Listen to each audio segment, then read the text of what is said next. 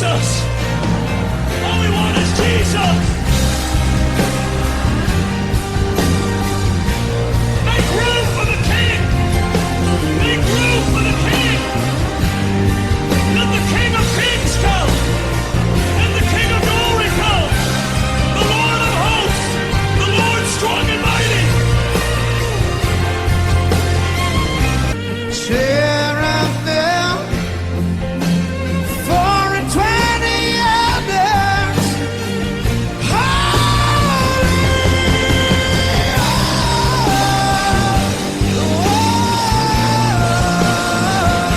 holy, Behold the King!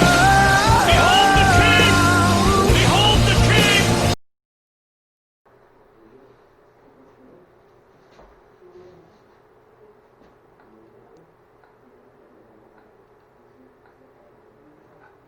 Eterno Deus e bondoso Pai, nós te louvamos e glorificamos nessa noite, meu Deus. Começar perdoando os nossos pecados, falhas e transgressões. Deus abençoe a nossa vida, abençoe a vida do Carlos, a sua casa, a sua família, toda a sua parentela. O que está tomando, Senhor, a minha casa em tuas mãos, repreendendo os laços adversários, não correndo todo mal. Deus abençoe a vida daqueles que estarão conosco, nos acompanhando nesse estudo, Pai querido, no Facebook, no YouTube. Abençoe a vida de cada um para o teu louvado, os olhos do nosso entendimento, nos dá sabedoria e graça. O Espírito Santo está falando conosco para o louvor e glória do teu nome, em nome de Jesus. Amém. Amém? Uma água ali, se quiser pegar depois que eu pegar. Viu? Nós vamos dar continuidade ao nosso assunto sobre angelologia, né? E também abordar satanologia, dentro desse conceito aí, né? Nós já falamos sobre a existência dos anjos, né? O que eles são, falamos sobre o auxílio que Jesus teve no seu ministério dos anjos, né? Quando eles foram criados, vimos ali alguns textos de Jó, de Neemias, né? Falamos também sobre, nós terminamos ali na questão das classes, né? Hoje nós vamos continuar sobre a classificação genérica. Como assim classificação genérica? Trono, principados, né? E também abordar onde que esses anjos eles são apresentados, quais os textos ou livros, né? A gente já citou muito aqui a questão do livro de Enoque, que é o livro que mais vai apresentar, né? Que é o livro pseudepígrafe, que vai apresentar essa classificação de anjos. Nós temos ali também uma tabelinha que a gente fez para mostrar alguns nomes que entram dentro deste livro apócrifo, pseudepígrafe, né? Que é o livro de Enoque. Então, continuando aí sobre angelologia, né? Aí, então, classificação genérica dos anjos, né? Nós temos aí, ó, a questão de denominamos classificação genérica porque entendemos que dentro da ordem apresentada em Romanos 8, 38 e Colossenses 1,16, o apóstolo Paulo não quis dogmatizar a ordem angelical segundo o seu entendimento, né? Então, quando essas nomenclaturas ou essas expressões elas vão aparecer no texto, não quer dizer que aquilo ali é uma ordem específica da organização dessa classe de anjos, tá? Então foi uma citação que o apóstolo fez, mas ele fez uma citação aleatória. Ele não colocou ali como se principados vem primeiro, trono vem segundo, não. Ele apenas está mostrando que há uma diversidade de hierarquia, tá? E dentro dessa diversidade, aí os nomes, né? Esses nomes genéricos vão aparecer para a gente ter um entendimento acerca do mesmo, tá? Então, tronos, né, que é Colossenses 1,16, conforme está no original grego, tronoi, tem um sentido especial porque se refere a uma classe de anjos que está diretamente ligada à majestade e soberania de Deus.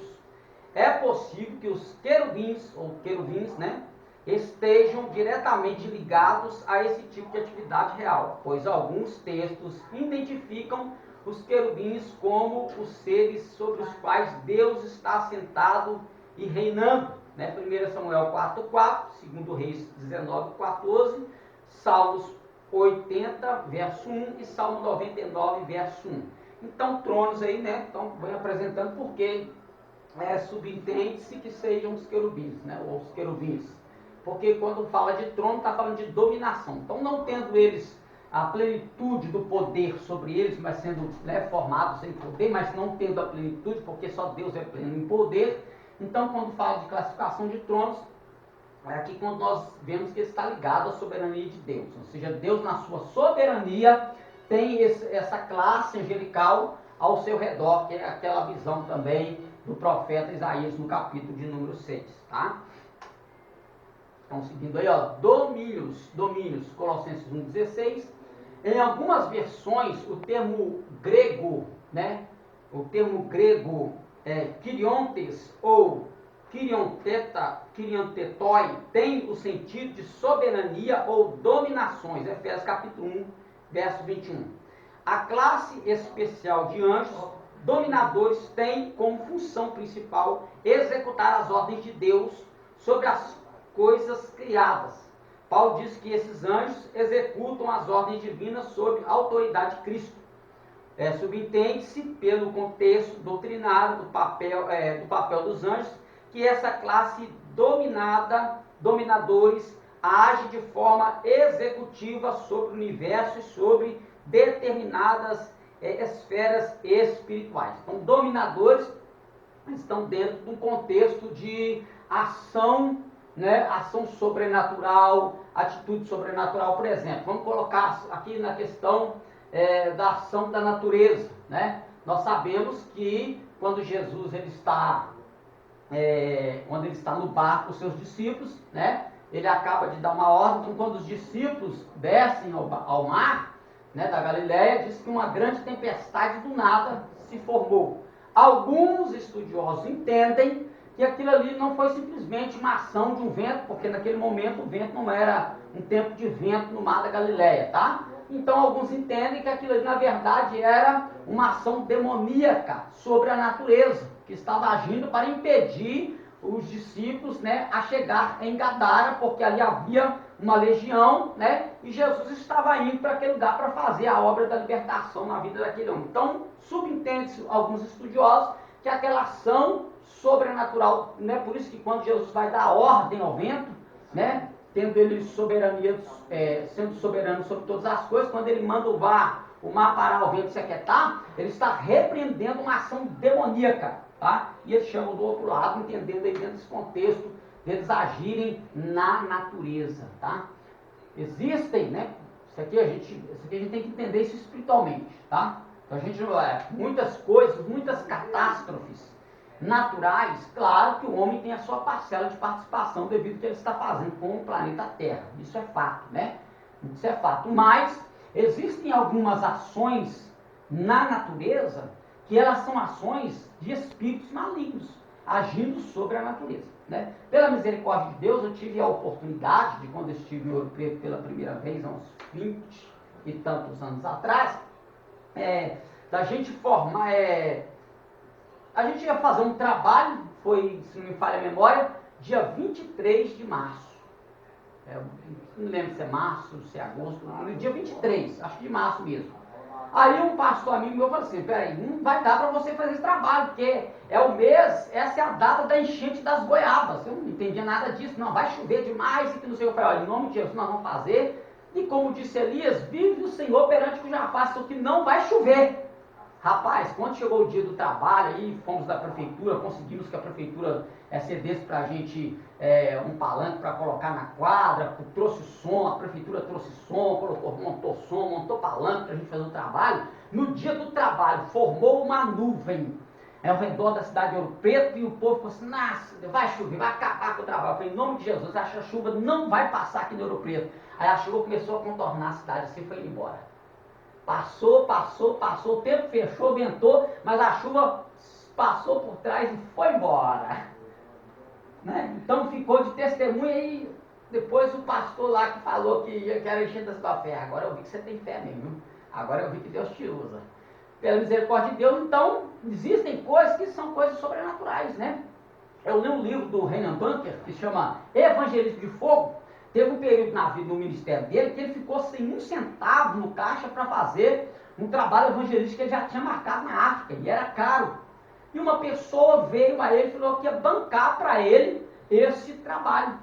Ia bancar. Então, aí ela, né, vendo aqui como se fosse de Deus, a pessoa, né, ia bancar o trabalho e tal, aí ele levou essa pessoa convidou ele para ir na casa. Quando ele chega na casa da pessoa, ele teve uma visão de um quintal, e naquele quintal ele viu várias árvores, um lamaçal. Ele teve uma visão estranha, como se fosse um pântano no fundo de uma casa. Então, quando ele foi na casa dessa pessoa milionária, que ia ceder para ele essa quantia, dar um cheque para ele, com essa quantia, para ele fazer o trabalho dele de evangelismo na África, Deus tinha falado com ele que não era para ele aceitar. Quando ele chega, aí Deus mostrou para ele uma visão, uns demônios saindo de dentro de um pântano, no meio das árvores, aquela coisa toda, e fazendo um alvoroço naquele pântano. Aí quando ele chega na casa dessa pessoa, que ele entra, a pessoa vai mostrar para ele o fundo da casa. No fundo da casa era igualzinho o pântano que ele viu. A pessoa, não, muito obrigado, Deus te abençoe, Deus proverá. Então Deus havia mostrado. Então esses dominadores, tá? Claro que nós somos teologicamente, tem coisas que se você vai entender espiritualmente, tem coisas que teologicamente a gente não vai entender, não vai aceitar, né? Mas, quando fala em questão de coisas que a Bíblia nos aponta para entender essas ações da natureza, né? Então nós sabemos que nós encontramos apoio bíblico. Então nós vemos o nosso Deus agindo, né, no vento, agindo no fogo, agindo na chuva. Então, né, coisas sobrenaturais. E os dominadores fazem parte aí desse processo aí. Principados, Colossenses capítulo 1, verso 16, né? A palavra principados no grego bíblico é archai, e refere-se a uma classe de anjos que tem poderes de príncipes. Nos reinos terrestres, os principados regem sobre territórios pertencentes ao reino. Outro livro que eu também li sobre batalha espiritual, e eu também acredito nisso, tá? Que todo país, estado e cidade tem um principado que manda nele, tá? Todo. Seja um padroeiro de cidade, seja um padroeiro do país, seja um padroeiro, né? Alguém aí que talvez esteja aí no Facebook não vai gostar, ou que vai ver no YouTube não vai gostar, mas é uma realidade.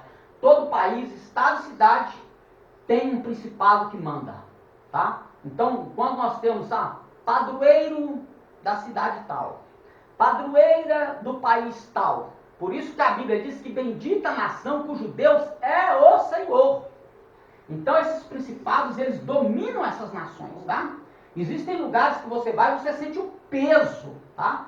A pessoa que tem a vida espiritual alicerçada, uma vida de comunhão com Deus, se ele for a primeira vez que ele põe o pé na cidade de Ouro Preto, em tempos passados, ele sentiu o peso da cidade. Eu lembro que quando a gente foi lá pela primeira vez, indo para lá para fazer a obra de Deus missionária lá, a gente sentiu uma opressão como se a gente estivesse entrando dentro de um abismo. Era nítido a pressão, tanto é que, né, que a pessoa que estava lá, que mora lá, dizia, aqui no Ouro Preto aqui, né, nós ouvimos várias vezes pessoas falando, aqui para vir para Ouro Preto tem que vir de Deus mesmo, porque se for do homem não fica um mês, né? A gente ficou lá 6 anos, quase. Não fica um mês, mas realmente o lugar é opressor, tá? Devido aos acontecimentos que a cidade teve, né? Sacrifício de escravos, né, segundo o pensamento daquela época dos feudais, eles sacrificavam, enterravam os escravos junto com seus ouros, né, ou dentro de uma gruta que achava o ouro, para não ser então saqueado aquele ouro, ele mandava o escravo lá dentro e matava para que o espírito daquele escravo guardasse aquele ouro para ele, que na verdade era um sacrifício que ele fazia a um principal. Então existem cidades, né, infelizmente, padroeiros e padroeiras de cidades, estados e países, são principados que mandam. Pode ver como está a situação de certos países devido a isso, né? Quebrando isso, só o poder de Deus no meio do povo é que vai quebrar a ação desses principados. Isso aí, tá? Então a gente tem que ser coerente com aquilo que a gente tem também por inspiração de Deus, né? Potestades, Colossenses 1,16. Potestades refere-se a anjos especiais que executam tarefas especiais da parte de Deus. Não se trata de poderes angelicais isolados, mas são chamados de potestades porque foram investidos de uma autoridade especial. Vários exemplos se destacam na Bíblia das ações poderosas dessa classe de anjos. Um desses anjos foi enviado por Deus para destruir a cidade de Jerusalém e só parou sua destruição quando Deus lhe ordenou que guardasse a sua espada. 1 Crônicas, capítulo 21, verso 15 ao verso 27. A gente conhece a história sobre quando Davi ele vai mandar enumerar o povo, então Deus não vai gostar, e aí Deus vai mandar esse anjo vai entrar, arrasar, e depois Davi vai fazer um sacrifício, e Deus vai mandar o anjo parar. Então eles têm uma ordem específica da parte de Deus para agir, tá?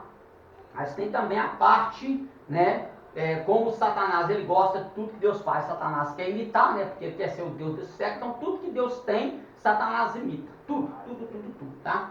Então isso aí também tem as suas classes nas trevas também agem dessas formas. Em que os anjos são diferentes dos homens. A Bíblia nos diz que Deus fez o homem um pouco abaixo dos anjos, Hebreus 2, 5, 7. Entretanto, fala que os anjos são espíritos ministradores enviados para serviço a favor dos que hão de herdar a salvação. Hebreus capítulo 1, verso 13 a verso 14. É uma situação interessante. O homem é inferior aos anjos, mas através da redenção, os anjos nos servem. Por mais que os anjos tenham todo esse poderio sobre suas mãos, principalmente porque são espíritos, tá? São espíritos, nós estamos no mundo físico, nós não, as armas que nós temos para trabalhar ou para lutar no mundo espiritual é oração, jejum, leitura da Bíblia, santidade, caráter. Então essas são as armas que a gente usa para guerrear no mundo espiritual. Mas quem entra nessa peleja em favor de tudo isso, a ordem, o mandado de Deus, os anjos eles estão no mundo espiritual em guerra constantemente em favor, eu disse isso na aula passada, em favor do ser humano que Deus criou por causa da ira de Satanás contra o ser humano. Deus fez os anjos mais fortes em poder e soberania do que o homem, mas também fez o homem a coroa a coroa da criação. Então nem para um achar que é maior do que o outro, né? Não. O homem, ele tem vamos colocar assim, entre aspas, uma certa dependência da ação angelical sobre a sua vida, Tanto é que a gente vê lá, quando a gente, principalmente um texto muito usado, talvez até aquele texto que fica com as páginas amarelas na casa de muita gente, no Salmo 91, que é um fato, onde mostra também uma ação protetora dos anjos de Deus contra os anjos das trevas, contra a ação das trevas. É um fato. Mas nós temos esta autoridade, e Deus ele incumbe em nós certas coisas que os anjos não têm participação, e uma delas é pregar o Evangelho. Isso aí Deus não designou para nenhum anjo. Tanto é que a gente sabe que o anjo vai aparecer para Pedro e vai dizer, se você vai lá e fala para aquele homem, o anjo vem, desce, fala com ele a mensagem e tal, e manda enviar. O anjo não falou assim, eu vim aqui para te falar de Jesus, não. Quem tinha mensagem do Evangelho era Pedro. O anjo só falou para ele, manda chamar Pedro e ele vai te dizer o que deves fazer. E aí nós sabemos a história, Então os anjos não foram designados para pregar o Evangelho. Nós fomos incumbidos dessa tarefa, E Deus nos guarde, nos livre, nos poupe e tenha misericórdia de nós quando nós não cumprimos este papel tão importante que é de anunciar o Evangelho de nosso Senhor e Salvador Jesus Cristo, Louvado seja Deus por isso. Chegaremos. Redenção. Chegaremos até mesmo a julgar os anjos, evidentemente, aos que acompanharam a Satanás. 1 Coríntios capítulo 6, verso 3. Embora a superioridade dos anjos em relação aos homens seja notória de muitas maneiras, a Bíblia nos mostra que eles têm também seus ministérios para cumprir, tem a sua participação concernente àquilo que Deus ele tem para fazer na vida do ser humano. Suas limitações. Suas limitações. Também, mas aqui a questão é que nós sabemos que Deus, por mais que o anjo ele não foi incumbido para pregar, nós temos que entender aquilo que eu falei na aula passada, o ministério deles estão na evidência. Por exemplo, quando Deus, no Antigo Testamento, quando Deus ele vê alguém que tem uma promessa, vamos colocar na questão de, aqui, vamos usar a figura de Agar, né? Nós sabemos que, é claro, que vai ser o anjo do Senhor, né? Vai aparecer para Agar, né? Ela acabou a água, acabou o pão, e ela sabe que está no deserto e vai morrer. É tremendo esse texto, tá? Esse texto é tremendo. E quando ela coloca o menino num tiro de flecha para ver de longe o menino morrer, o anjo vem e diz a Agar, não chores, Deus ouviu o choro do menino. E aí o anjo abre os olhos dela para ela ver uma fonte, só que a fonte sempre esteve ali, mas ela não teve capacidade física humana de enxergar devido à aflição, tá? Que ela estava participando, o desespero, a agonia, né? O medo da perda do filho, tudo isso envolveu, tudo isso fechou os olhos dela para ver a realidade. O anjo não tinha essa, né, dentro dessa limitação que você colocou, o anjo não tinha essa limitação humana, porque ele está no espírito, né? Ele não está participando desse flagelo humano, desse sentimento humano, tá? Mas aí, então, ele vai, mostra para ela a fonte que já estava ali, não abriu uma fonte, a fonte estava lá, né? Então houve ali, dentro dessa limitação que você colocou, mas essa incumbência, esse ministério de mostrar para o homem aquilo que está diante dos olhos dele, que o homem, às vezes, devido às intempéries do momento, não vai enxergar. Tá? Então, dentro dessas limitações que os anjos possuem, os anjos têm a limitação do mundo físico. Tá? A limitação do anjo, ela está dentro do mundo físico. Mas nós temos a nossa limitação um pouco a menos que os anjos. Por quê? Mesmo eles sendo seres espirituais, nós temos uma limitação espiritual a menos que eles, porque eles já participam do mundo espiritual. Nós não, nós entramos no mundo espiritual.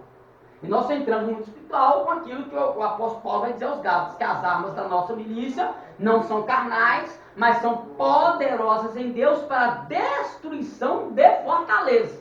Que armas espirituais são essas? Que destrói fortalezas, oração, jejum, leitura da Bíblia, comunhão com Deus, louvor, adoração, tudo isso.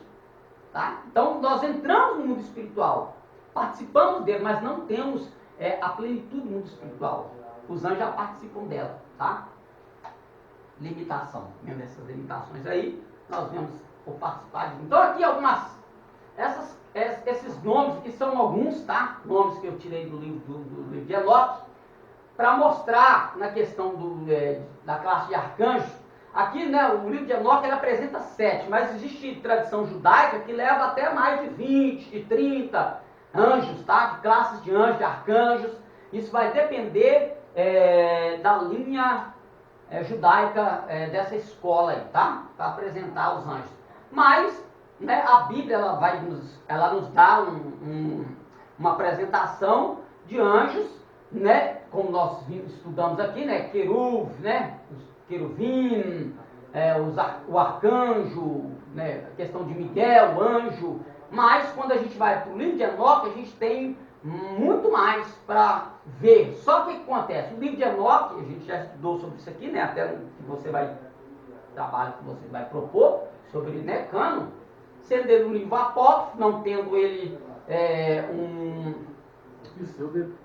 pseudepígrafo, ou seja, é um falso escrito, né? Ele é um falso escrito, e ele não tendo uma autoria, né? Nós estudamos aqui que a pessoa que editou o livro colocou o nome de Enoque só para ganhar crédito no trabalho, mas não foi Enoque que escreveu. Então, quando as pessoas o livro de Enoque, as pessoas acham que foi Enoque que escreveu. Ele não escreveu. Foi uma pessoa que não tinha nome, escreveu aquele conto, aquela fábula, aquele mito, e colocou o nome de Enoque para ganhar credibilidade no meio do povo daquela época. Tá? E isso aí aconteceu, e hoje em dia essa pessoa não continua ganhando essa credibilidade. Nós temos aí, Miguel, né, o significado do nome, quem é como Deus, Gabriel, né, o Deus é o poderoso, Rafael, Deus cura, Uriel, Deus inflama, Baraquiel, bênção de Deus, Jegudiel, louvor de Deus, e Sealtiel, Deus comunica. Né? Então, são as classes que estão dentro do livro de Enoque que apresentam. Então, os únicos que nós vamos achar na Bíblia, né, é este e um homem, um personagem bíblico, o nome de Sealtiel, fora, mas nome de ser humano, não de anjo, né? Agora, os outros anjos que se apresentam, né, os seres espirituais, seja angelicais que se apresentam, nós não temos biblicamente nome para colocar. Então, a tradição é que vai dar esses nomes aqui. Então, a tradição católica tem esses nomes aí para apresentar, e às vezes até imagens dos mesmos, tá? Catolicismo romano. O sistema dos 7 principais arcanjos é uma antiga tradição de angelologia da matriz judaica, tá? Na Bíblia aparecem apenas os nomes de 3 deles. Miguel é reconhecido como um arcanjo em Judas 9, por que 3? A gente já estudou.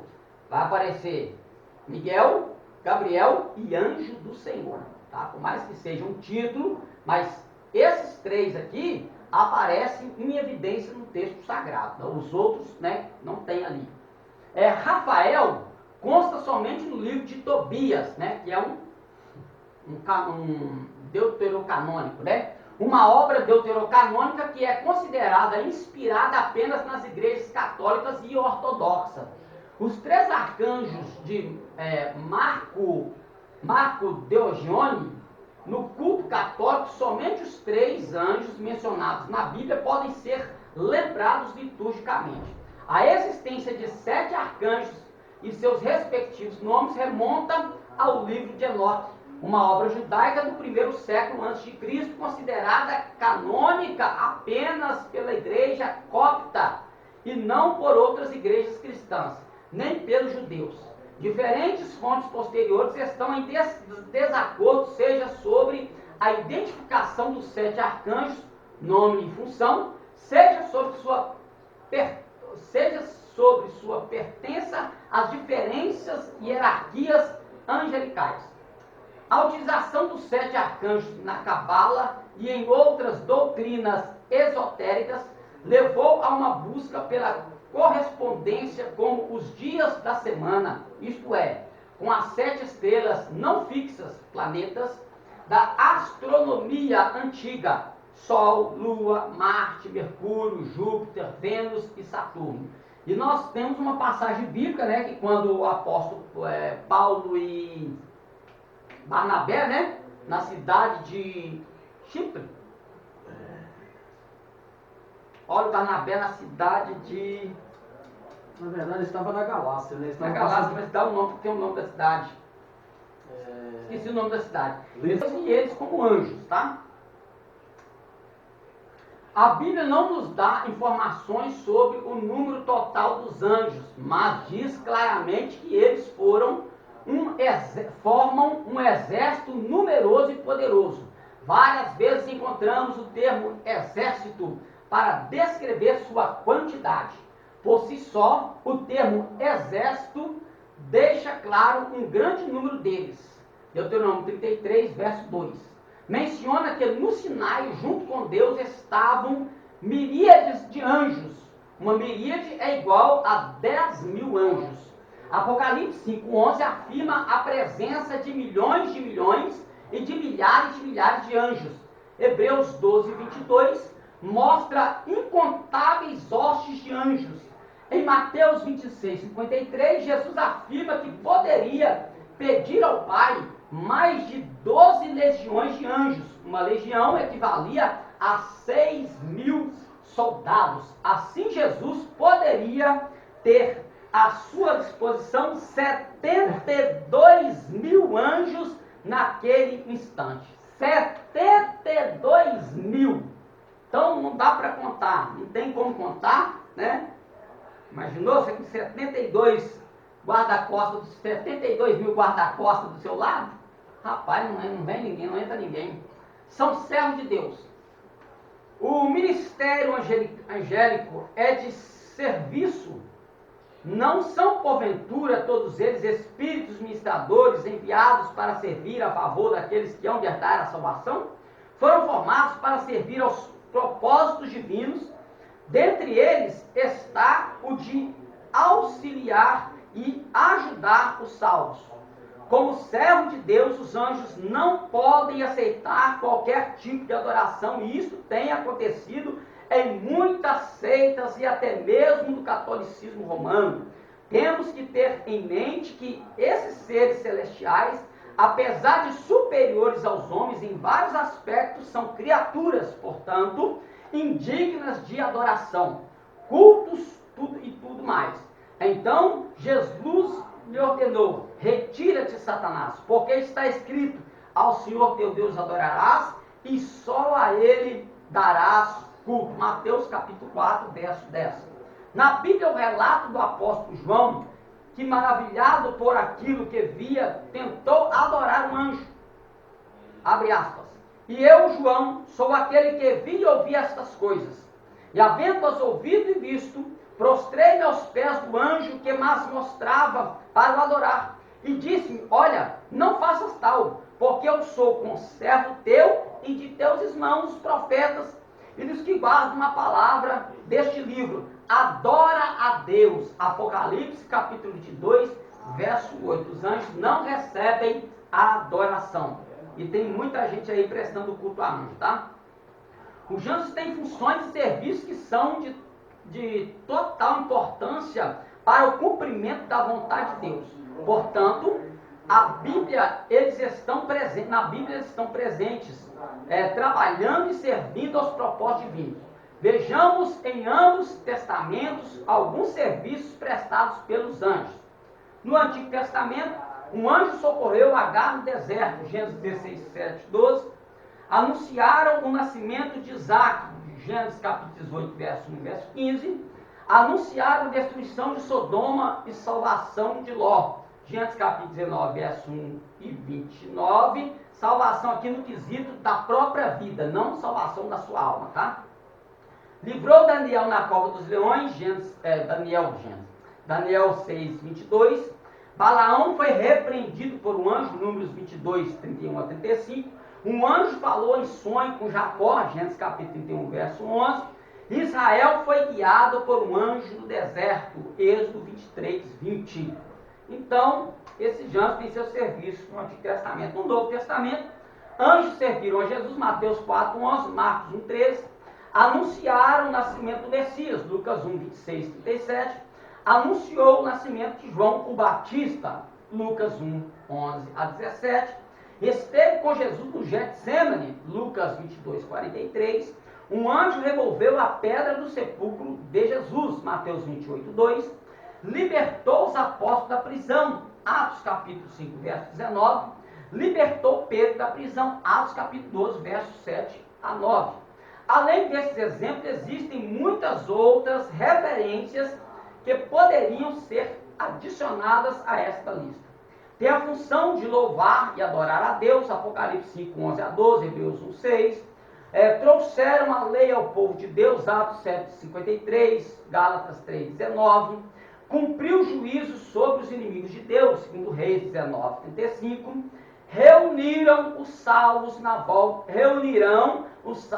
volta de Cristo, Mateus 24, 30, 31. Tá? Então nós vamos abordar agora a questão de satanologia. 18 minutos. Pode ir? Deixa eu ver aqui, nós estamos, são 38 páginas. Tem bastante, né? 22. Então nós vamos abordar agora sobre satanologia, a origem de Satanás, tá? Não que ele teve uma origem, assim, estabelecida fora do ato da criação, mas na questão de quando ele assumiu aquilo que eu disse na aula passada. Ele não foi criado Satanás, tá? Ele tornou-se Satanás, tá? Eu já até fiz uma pincelada sobre isso em outras aulas, não lembro, ou não fiz um trabalhozinho aqui para um amigo meu que pediu aqui para fazer pelo vídeo. Então nós vamos abordar isso aí, né? Esse assunto aí, sobre a origem de Satanás. Então a figura desse anjo caído.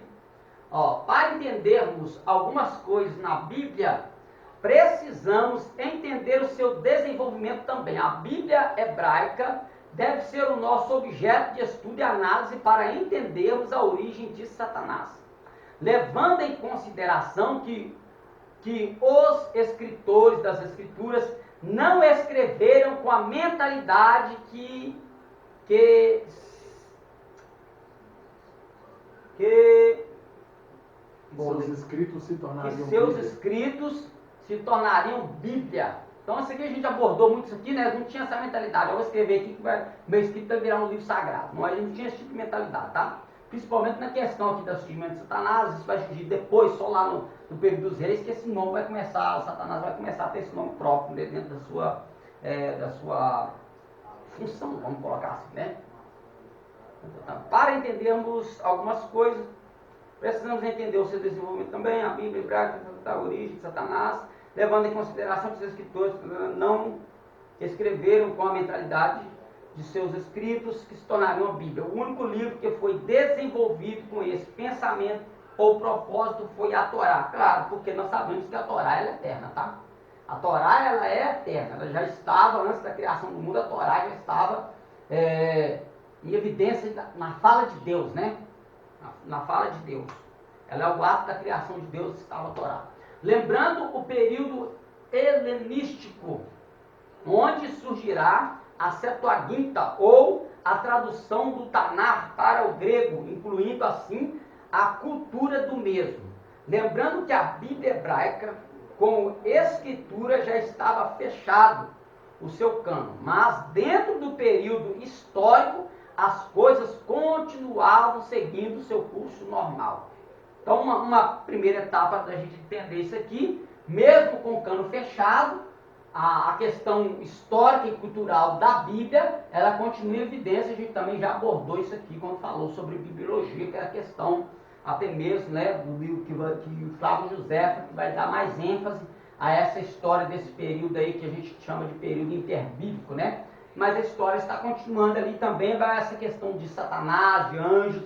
Isso também é debatido ali, porque já existia a seita dos fariseus, dos saduceus, dos essênios. Então todos esses pensamentos, eles já rondavam, vinham já desde lá de trás, tá? Esse pensamento sobre anjos, sobre ressurreição, sobre morte, vida após a morte, isso tudo já rondava o pensamento judaico daquele momento ali. Isso tudo teve questão, teve demanda, um apoia sim, outro apoia não. Então isso aí nunca foi resolvido e nunca será, tá? São pontos doutrinários que não convém a gente ficar debatendo. No período monárquico, conhecido como período dos reis, a tradição judaica desse período tinha um pensamento das coisas. Esse pensamento atribuía todos os acontecimentos ao eterno Deus, bem ou mal. Então, dentro desse pensamento, naquele período da monarquia ali, era atribuído a Deus tudo que acontecia, tá? Fosse catástrofe, morte, problemas, qualquer coisa, era atribuído, tanto bem quanto mal. Então, ali não tinha essa mentalidade de seres das trevas, né? Isso aqui foi a ação de Satanás e de seus demônios. Isso aqui foi a ação do espírito encarnado. Então, no período monárquico, não existia esse tipo de pensamento, tá? Tanto é que a gente vai ver que o próprio Jó, tá? Ele, na sua expressão, ele vai dizer isso: Deus deu, Deus tirou. Bendito seja Deus. Era a mentalidade cultural, histórica e religiosa do momento, tá? A gente vê a ação do diabo, ele não está participando dessa demanda no mundo espiritual. De Deus, do diabo afrontando Deus, tá vendo? Ele não está vendo isso. Então é por isso que os amigos de Jó teve essa mentalidade de que Jó estava em pecado, porque eles não... Exatamente. Pelo fato deles ainda não conhecer a pessoa de Satanás como um causador do mal, né? Porque Deus ele não pode ser causador do mal, sendo santo, bom, fiel, benigno, misericordioso. Nós já estudamos isso aqui, né? Estudamos isso. Então ali, né, então com essa fala do Senhor, deixa claro que ali está atribuindo tudo a Deus. Por isso que ele está achando que Jó está em pecado. Ó, Jó, você pecou. Eles não têm essa mentalidade de Satanás. Vai ser até bom que eu vou trazer para dentro da escola bíblica que nós estamos estudando sobre Jó. A gente vê ali explícito o nome de Satanás, mas na mentalidade dos autores do livro, dos personagens do livro de Jó, eles não têm essa mentalidade de Satanás. Não tem. E foi ele, claro, foi permissão de Deus, né? Mas foi ele estar naquela reunião que estava acontecendo, que foi a causa de Jó ter que passar por aquela provação. A Deus mostrar para Satanás que Jó não servia ele pelo que ele tinha. Exatamente. Tá? É isso aí mesmo. Então a oração dele aí essa oração dele que ele vai fazer, ou essa aclamação que ele vai atribuir a Deus, tudo isso, né? É o fato do pensamento do momento, tá? Então é isso aí. Assim a tradição entendia os acontecimentos até o período monárquico como realizados pelo Eterno, como realizados pelo Eterno, fossem bem ou mal. 12 minutos? Não? Então vou parar aqui na página.